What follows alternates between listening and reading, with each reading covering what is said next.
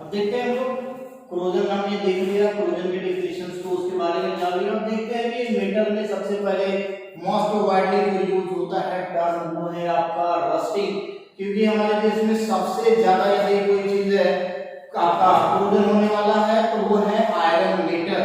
तो iron metal पर हम लोग देखते हैं सबसे पहले रस्टिंग के बारे में कि रस्टिंग ऑफ आयरन ये होता क्या है। Rusting of iron, the gradually eaten of iron surface by action of damp air is called rusting. Rusting एक केमिकल प्रोसेस है जिस प्रोसेस के माध्यम से जब हम कोई भी न्यू आयरन ऑब्जेक्ट को एयर के कांटेक्ट में बाहर यदि हम उसको छोड़ देते हैं तो बाहर छोड़ने के बाद जो डैम्प यानी मॉइस्चर जो होता है, मॉइस्चर युक्त जो आपका हवा होता है, उस हवा के प्रभाव में आने के बाद धीरे धीरे आयरन के सरफेस पर एक ब्राउन कलर का लेयर चढ़ जाता है, पोरस फूफली और ब्राउन कलर का लेयर जो चढ़ता है, जिस लेयर के चढ़ने के प्रोसेस को हम लोग क्या कहते हैं, रस्टिंग ऑफ आयरन कहते हैं। दूसरे शब्दों में हम देखते हैं कि ये और कैसे हम इसे कह सकते हैं, तो the process in which rust is formed on the surface of iron object by action of damp air is called rusting. ये पूरे प्रोसेस के लिए हम एक इक्वेशन की हेल्प से देखते हैं कि क्या होता है कि आयरन ऑक्सीजन और वाटर के प्रेजेंस में रिएक्ट करता है तो बनाता है आपका Fe2O3 into XH2O। इस रिएक्शन के दौरान हमने X का यूज किया है क्योंकि हमें पूरा एग्जैक्ट पता नहीं है कि what amount of water vapour present in this reaction, यानी इस रिएक्शन के दौरान कितने वाटर वेपर का यूज हुआ है उसका अमाउंट नहीं पता होने की वजह से हमने उसके साथ X का यूज किया हुआ है। नहीं तो इजीली हम इसे अगर बैलेंस करते तो बैलेंस कर सकते थे। बैलेंस करने के लिए हमने नंबर का यूज किया है 4 3 2। यहां पर हम देख लेते हैं यानी F कितना हो गया 2 into 2 4, तो F उधर भी 4 है इधर भी 4 है, तो हमने ऑलरेडी पहले ही बैलेंस इक्वेशन को लिख दिया था। इसको समझने के लिए इसमें हमने X का यूज किया हुआ है क्योंकि वाटर का अमाउंट पता ना होने की वजह से हमने इसके साथ क्या लिखा है, X का यूज किया है। आगे हम देखते हैं इस टॉपिक यानी रस्टिंग ऑफ आयरन को प्रिवेंट कैसे करेंगे उसके बारे में हम लोग जान लेते हैं और रस्ट के बारे में जान लेते हैं। देखते हैं रस्ट के बारे में कि रस्ट होता क्या है। तो रस्ट आपका ये फल्की और fluffy rich brown substance which is deposited on the iron surface by the action of damp air is called rust. और रस्ट का जो फार्मूला होता है वो होता है आपका Fe2O3। अगर हम लिखना चाहें तो इसमें लिख सकते हैं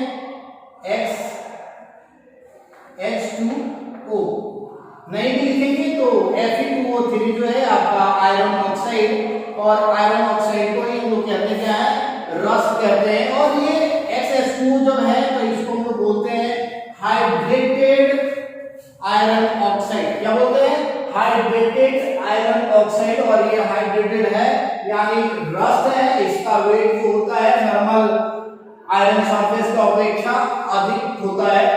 अब हम आगे इसके प्रिवेंशन के बारे में पढ़ेंगे। बहुत सारे टर्म्स हैं जो हम प्रिवेंट कर लेंगे। प्रीवियस क्लास 8 में हम लोगों ने पढ़ा है कि रस्ट को प्रिवेंट करने के लिए हम क्या करते हैं, उसको यानी मेटल के सरफेस को, आयरन के सरफेस को हम लोग वायलिंग कर देते हैं, ग्रीसिंग करते हैं, पेंटिंग करते हैं, गैल्वेनाइजेशन करते हैं, आपका इलेक्ट्रोप्लेटिंग कर देते हैं या नहीं, तो उसको मोस्ट कॉमन यूज जो इंडस्ट्रियल यूज होता है तो उसके रूप में हम इसमें एल्वाइन कर देते हैं, जिससे हम रस्ट को क्या करते हैं, प्रिवेंट कर लेते हैं। अब इसको बारी से हम देख लेते हैं।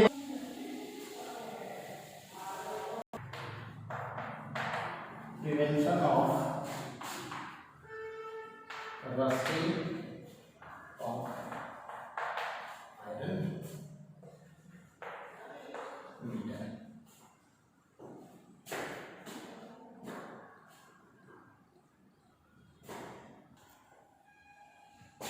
देखिए हम लोग prevention of rusting of iron metal यानी आयरन मेटल को हम कैसे प्रिवेंट करेंगे पर रस्ट न लगे।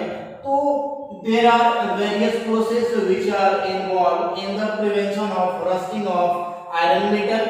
बहुत सारे प्रोसेस इसमें, जैसा हमने पहले भी बताया, क्लास 8 में भी इस चीज को पढ़ाया गया है कि by oiling greasing of iron object, यानी आयरन ऑब्जेक्ट के ऊपरी सतह पर जो दोनों सतह होता है, यानी आयरन आर्टिकल जिस प्रकार का भी हो, वो क्यूबॉइड हो, रेक्टेंगल, किसी भी शेप में, उसको हर फेस में क्या करना है, हमें वायलिंग कर देना है, या ग्रीस हमारे पास अवेलेबल हो तो ग्रीस लगा देना है। मोबिल है तो मोबिल को भी हम इसमें यूज कर सकते हैं। by avoiding the direct contact with the air and moisture, यानी हम कोई भी आयरन, न्यू आयरन मेटल जो है, उस आयरन मेटल को डायरेक्ट हम एयर के कांटेक्ट में न रख के उसको अंदर किसी सेफ जगह पर रखेंगे जहां डायरेक्ट मॉइस्चर के कांटेक्ट में न आए।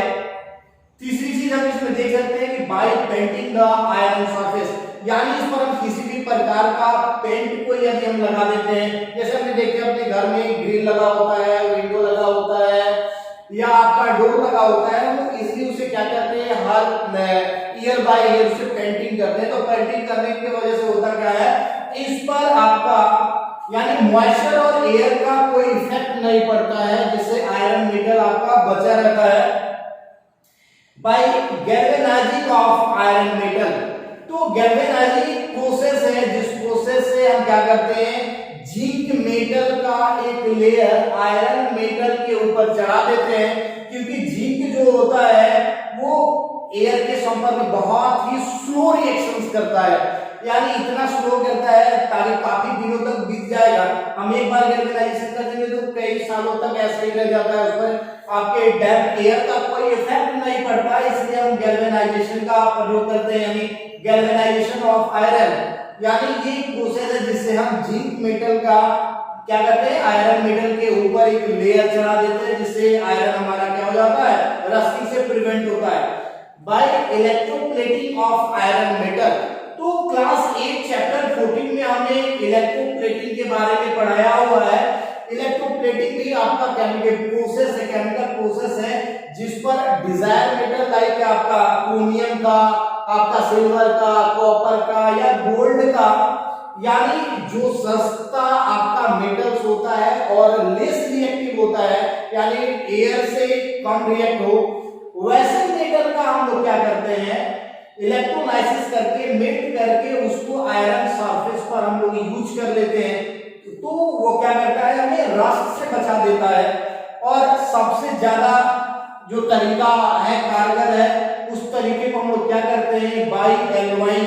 एल्वाइन जो क्या है, ये भी प्रोसेस है, ये होमोजेनियस मिक्सचर्स होता है, यानी टू और मोर केमिकल सब्सटेंस यानी मेटल को या नॉन मेटल को जब हम आपस में एक साथ मिक्स कर देते हैं तो उसकी केमिकल जो रिएक्टिविटी होती है वो कम हो जाता है और एयर से रिएक्ट नहीं करता है। दूसरा, उसका वेट जो होता है वो हल्का हो जाता है। तो एल्वाइन करके हम लोग रस्ट से बच सकते हैं, और यही सबसे ज्यादा तरीका जो होता है आपका गैल्वेनाइजेशन, इलेक्ट्रोप्लेटिंग और एल्वाइन। इस तरीके से हम लोग क्या कर सकते हैं, आयरन को इजीली प्रिवेंट कर सकते हैं रस्ट के। आगे हम लोग अब देखेंगे कि इस रस्ट के लिए क्या क्या चीज की आवश्यकता है, क्यों रस्ट लग जाता है, क्या क्या चीज होता है जिससे रस्ट लगता है, और देन हम बात करेंगे रेंसिडिटी के बारे में। देखते हैं हम लोग कंडीशन नेसेसरी फॉर रस्टिंग, यानी रस्टिंग के लिए क्या क्या चीज आवश्यक है। तो उसमें सबसे पहले हम लोग ऑक्सीजन के बारे में बात करेंगे, क्योंकि यही एक ऐसा एलिमेंट है जो सबसे ज्यादा रिएक्टिव करने के लिए होता है, क्योंकि ये मेटल के साथ रिएक्ट करके और उसके ऊपर एक लेयर चढ़ा देता है। तो ऑक्सीजन जो आपकी एयर में प्रेजेंट होता है, मॉइस्चर यानी वाटर वेपर जो एयर में प्रेजेंट होता है, तीसरी चीज जो है वो आयरन मेटल की अवेलेबिलिटी होगी, और चौथा जो चीज है वो केमिकल सब्सटेंसेस है। जो केमिकल सब्सटेंस किसी भी फॉर्म में हो सकता है, वो चाहे आपका सॉल्ट हो, शुगर हो, एलम हो या एनी अदर सब्सटेंस हो जो इजीली अवेलेबल होता है, जो सॉइल में अवेलेबल होता है, या फर्टिलाइजर्स, केमिकल फर्टिलाइजर्स हो, उस सब के किसी भी प्रेजेंस में आएगा तो मेटल को क्या करेगा, तो रस्ट कर देता है। तो ये कंडीशन है।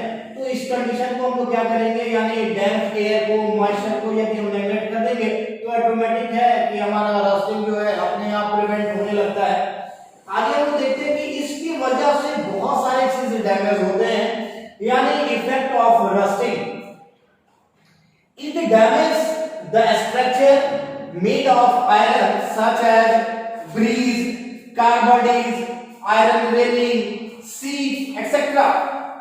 यानी वैसे चीज जो आयरन मेटल से बने होते हैं उस आयरन मेटल को धीरे धीरे क्या करता है, वो बर्बाद कर देता है, यानी ग्रेजुअली ईटन अप कर देता है, डैमेज करता है। जिसमें आपका कोई भी स्ट्रक्चर जो आयरन से बना हो या टूल जो बना होता है आयरन का, यानी आयरन जो ग्रीज होता है वो, कार जो आयरन से बना होता है, रेलिंग, रेलवे ट्रैक, सीट, यानी बहुत सारे चीज हमने बहुत कॉमन एग्जांपल लिया है। इसका कोई कमी नहीं है कि आयरन बॉडी, आयरन मेटल से बनने वाले बॉडी की कमी नहीं है, बहुत सारे बॉडी है, वेरियस है, लेकिन हमने कुछ मोस्ट कॉमन लिया हुआ है जो आयरन यानी रस्टिंग की वजह से बर्बाद होते हैं। It is very serious problem. Rusting होता है बहुत ही सीरियस प्रॉब्लम है इंडस्ट्री के लिए, क्योंकि जो केमिकल रिएक्टर जो होता है या जो प्लांट होता है उसको टाइम टू टाइम रिप्लेसमेंट करना पड़ता है, और इस रिप्लेसमेंट के वजह से टाइम और मनी बहुत ही ज्यादा एक्सपेंड होता है। तो ये इफेक्ट हो गया रस्टिंग का। आगे हम लोग पढ़ेंगे रैंसिडिटी के बारे में। देखते हैं हम लोग रैंसिडिटी के बारे में। The natural oxidative degradation of while fatty acid present in food items is called rancidity.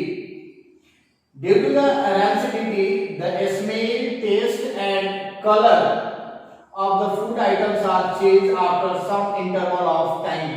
जैसा कि हमने बात किया था rancidity के बारे में कि rancidity में जो फूड आइटम्स होता है वो फूड आइटम क्या होता है, स्लोली धीरे धीरे अपने आप यानी नेचुरली वो ऑक्सीडेट यानी नेचुरली ऑक्सीजन के साथ रिएक्ट कर और उसके कलर को, स्मेल को, टेस्ट को क्या कर देता है, चेंज कर देता है। और ऐसा क्यों होता है कि उस फूड आइटम में आपका वायस प्रेजेंट होता है यानी फैटी एसिड प्रेजेंट होता है, जिसके वजह से वो एयर के साथ यानी ऑक्सीजन के साथ रिएक्ट कर उसके टेस्ट, स्मेल और उसके कलर को क्या करता है, चेंज कर देता है। तो इस प्रोसेस को हम लोग रैंसिडिटी कहते हैं, और रैंसिडिटी को प्रिवेंट करने का जो तरीका होता है उसी को हम लोग देख लेते हैं। यानी it can be prevented by adding antioxidant in the food stuff. जो भी फूड मटेरियल्स हमारा होता है उस फूड मटेरियल्स के साथ ऊपर से एंटीऑक्सीडेंट मटेरियल को जब हम ऐड कर देंगे तो ऑक्सीजन से रिएक्ट नहीं करने देगा, जिससे हमारा फूड आइटम्स क्या हो जाता है, प्रिवेंट हो जाता है यानी खराब नहीं होता है। दूसरी प्रोसेस में हम इसे क्या कर सकते हैं कि जो हमारा खाना होता है यानी जो फूड आइटम्स होता है उस फूड आइटम को एयर टाइट पैक कर दे, यानी उसमें बाहर से ऑक्सीजन इंटर ना कर सके वैसे बर्तन में उसके रख के पूरे ढक्कन सही तरह बंद कर दे, यानी एयर टाइट पैक कर देंगे तो ऑक्सीजन से प्रिवेंट हो जाएगा यानी हमारा फूड आइटम। जैसे देखते हैं बहुत सारे मिठाइयां जैसे बीका बीका रसगुल्ला हो गया, सुधा का रसगुल्ला हो गया, ये सब क्या होता है, एयर टाइट पैक करके आता है, एयर टाइट पैक होता है जिसके वजह से वो खराब नहीं होता है। तीसरा जो होता है by adding nitrogen gas in the packaging food materials, जैसे चिप्स हो गया, बिस्किट्स हो गया, या आपका बात करते हैं कि बहुत सारे आजकल स्पाइसेस मटेरियल्स फूड स्टफ जो आ रहे हैं, जैसे में आपका टंच हो गया, लेज हो गया, या कोई भी फूड आइटम बिस्किट्स है, तो उन सभी में एयर रिएक्ट ना करे उसके लिए उसमें हम लोग नाइट्रोजन गैस को भर देते हैं। जो नाइट्रोजन गैस क्या करता है, एयर से रिएक्शन को प्रिवेंट करता है और हमारा फूड आइटम क्या होता है, बचा रहता है। और सिंपल सा जो हम अपने घर में यूज करते हैं वो जो प्रोसेस है आपका बाय हीटिंग और कूलिंग, हम इसे घर में भी ऑब्जर्व कर सकते हैं कि जब हमारे घर में जैसे फूड आइटम लाइक मिल्क आता है तो मिल्क को देखते हैं कि टाइम टू टाइम हम उसे क्या करते हैं, हीट करते हैं। हीट करने से क्या होता है कि उसके अंदर वो सेफ रहता है यानी वो खराब फटता नहीं है, सॉरिंग टेस्ट उसका नहीं होता है। दूसरी चीज नहीं तो जो मिल्क हमारे घर में आता है उसे मिल्क को एक बार हीट कर देते हैं और उसके बाद हम उसको रेफ्रिजरेटर पे रख देते हैं ताकि वो कूल रह सके। तो हीटिंग और कूलिंग करके भी हम अपने फूड मटेरियल्स को रैंसिडिटी से यानी इफेक्ट ऑफ ऑक्सीडेशन कह सकते हैं, यानी ऑक्सीजन रिएक्ट ना करे और उसका कलर, टेस्ट या स्मेल ना बदले, तो इस चीज को हम लोग प्रिवेंट करते हैं। और यही चैप्टर आपका है। अब हम आगे इस चैप्टर में पढ़ेंगे कुछ ऐसे भी टॉपिक्स जो आएंगे, जैसे combustion reaction, neutralisation reaction, endothermic reaction, exothermic reaction, इन सब चीजों के बारे में हम लोग एक एक डेफिनेशन और एग्जांपल से समझ लेंगे, क्योंकि ये पहले भी हमने 7th क्लास में 8th क्लास में इस चीज को पढ़ा है कि न्यूट्रलाइजेशन रिएक्शन क्या है। अब यहाँ पर हम लोग प्रेसिपिटेशन रिएक्शन हो गया, एंडोथर्मिक रिएक्शन हो गया और एक्सोथर्मिक रिएक्शन के बारे में थोड़ा सा शॉर्टली जान लेते हैं और आगे बढ़ेंगे हम इस चैप्टर में। Another types of reaction में हम लोग देखेंगे प्रेसिपिटेशन रिएक्शन, जिसे हम लोग डबल डिस्प्लेसमेंट रिएक्शन में हम इजीली देख सकते थे, लेकिन हम इस चीज को अलग करके आपको बता रहे हैं कि प्रेसिपिटेट होता क्या है। यानी रिएक्शन के दौरान जो होता है, जब हम दो एक्वस को आपस में मिलाते हैं, तो जब दो एक्वस आपस में मिलता है तो एक सॉलिड मटेरियल का फॉर्मेशन करता है, जिस सॉलिड मटेरियल्स को ही हम लोग प्रेसिपिटेट कहते हैं। और जब प्रेसिपिटेशन इस रिएक्शन में बनता है, उस रिएक्शन को हम लोग प्रेसिपिटेशन रिएक्शन कहते हैं। देख लेते हैं हम लोग the chemical reaction in which one of the product form is insoluble substance and is thrown out of the solution as solid is called precipitation reaction। यानी प्रेसिपिटेशन रिएक्शन जब होगा, जब दो हम एक्वस सब्सटेंस को, जैसे हम देख रहे हैं AlCl3 प्लस NH4OH, जब रिएक्ट किया हुआ है, केमिकली कंबाइन किया है, तो दोनों के आयंस जो है, यानी AlCl3 में आपका क्लोरीन और आपका अमोनियम हाइड्रोक्साइड में हम बात करते हैं, तो अमोनियम हाइड्रोक्साइड में OH, ये दोनों इंटरचेंज किया हुआ है, एक्सचेंज किया, Cl चला जाएगा NH4 के साथ और OH आ जाता है आपका एल्युमिनियम के साथ। जो प्रोडक्ट बनाया है आपका एल्युमिनियम हाइड्रोक्साइड और अमोनियम क्लोराइड। तो इस रिएक्शन में हमने देखा कि AlCl3 जो एक्वस था, NH4OH एक्वस था, अब ये दोनों एक्वस मिलकर Al यानी एल्युमिनियम हाइड्रोक्साइड जो सॉलिड का बनाया है, और जहां पर हमने दिखा दिया है एरो, डाउनवर्ड एरो, जो प्रेसिपिटेट को दिखाता है, यानी सॉलिड के रूप में जब हम सॉल्यूशन से बाहर निकालेंगे, क्योंकि यहाँ पर जो हमने अमोनियम क्लोराइड जो है एक्वस के फॉर्म में है, लिक्विड के फॉर्म में होता है, ना ही सॉलिड होता है ना पूरा लिक्विड होता है, एक्वस के फॉर्म में होता है। इससे जब हम इसको निकालते हैं तो ये हमें सॉलिड के रूप में आपका एल्युमिनियम हाइड्रोक्साइड प्राप्त होता है। तो इस रिएक्शन को हम लोग क्या कहते हैं, प्रेसिपिटेशन रिएक्शन कहते हैं। अब इस चीज को ऑलरेडी पहले से भी बैलेंस कर दिए हैं, तो कोई दिक्कत नहीं होगा। निचले एग्जांपल में देखते हैं कि लीड नाइट्रेट जो है, लीड नाइट्रेट एक्वस है, और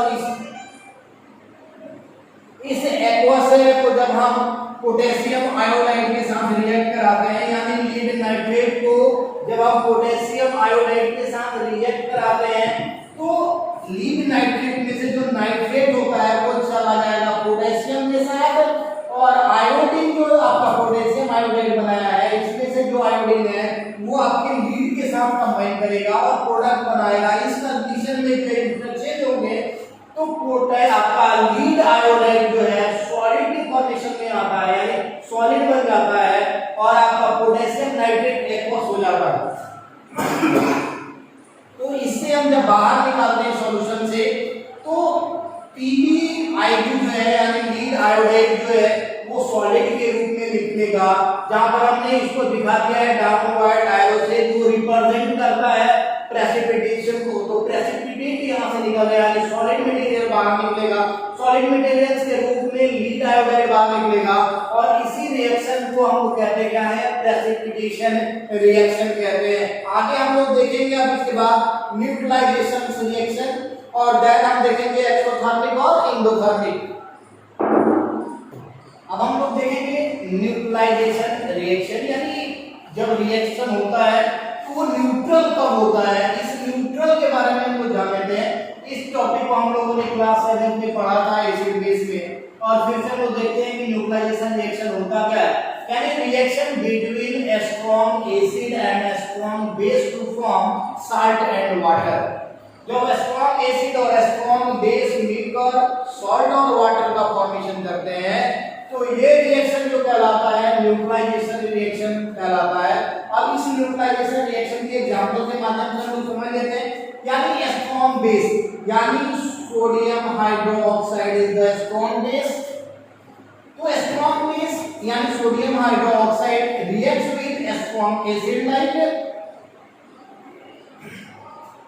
HCl यानी हाइड्रोक्लोरिक एसिड।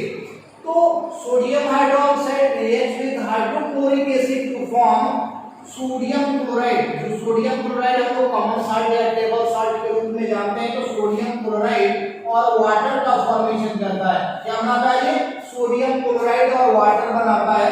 तो sodium hydroxide strong base, hydrochloric acid strong acid, दोनों मिलकर बनाया न्यूट्रॉन सॉल्ट यानी NaCl, जो कॉमन सॉल्ट हम लोग खाते हैं अपने फूड में यूज करते हैं इसका, और वाटर का फॉर्मेशन करता है। ये रिएक्शन है आपका न्यूट्रलाइजेशन। दूसरे देखते हैं हम लोग KOH यानी potassium hydroxide is the strong base, H2SO4 यानी सल्फ्यूरिक एसिड जो है स्ट्रॉन्ग एसिड। तो स्ट्रॉन्ग बेस स्ट्रॉन्ग एसिड जब रिएक्ट करेगा तो बनाता है आपका K2SO4 यानी पोटेशियम सल्फेट। क्या बनाता है? पोटेशियम सल्फेट, और वाटर का फॉर्मेशन करता है। क्या बनाता है ये? कैल्शियम आपका पोटेशियम सल्फेट और वाटर का फॉर्मेशन करता है। और इसी रिएक्शन से हम समझ सकते हैं आपको न्यूट्रलाइजेशन रिएक्शन। प्रीवियस एग्जांपल है, लेकिन हम शॉर्ट टर्म में इसको दो ही एग्जांपल के माध्यम से समझा रहे हैं। नेक्स्ट हम लोग देखते हैं एक्सोथर्मिक रिएक्शन को, यानी वैसे रिएक्शन जिसमें हीट बाहर निकलता हो। क्या निकलता हो? हीट बाहर निकलता हो, तो ऐसे ही रिएक्शन को हम लोग एक्सोथर्मिक रिएक्शन कहते हैं। यानी the reaction in which heat is given out are known as exothermic reaction. जैसे हम बात करते हैं कि कोयले को जब हम जलाते हैं, कोयला जिसका सिंबल C होता है, कार्बन, यानी कार्बन जब ऑक्सीजन के प्रेजेंस में जब हम उसे हीट करते हैं, तो हीट करने के बाद ये जलता है यानी कंबशन करता है। तो बनाता क्या है? CO2 यानी गैस बनाता है, कार्बन डाइऑक्साइड, और हीट बाहर निकलता है एनर्जी के फॉर्म में। हीट बाहर निकलता है एनर्जी के फॉर्म में।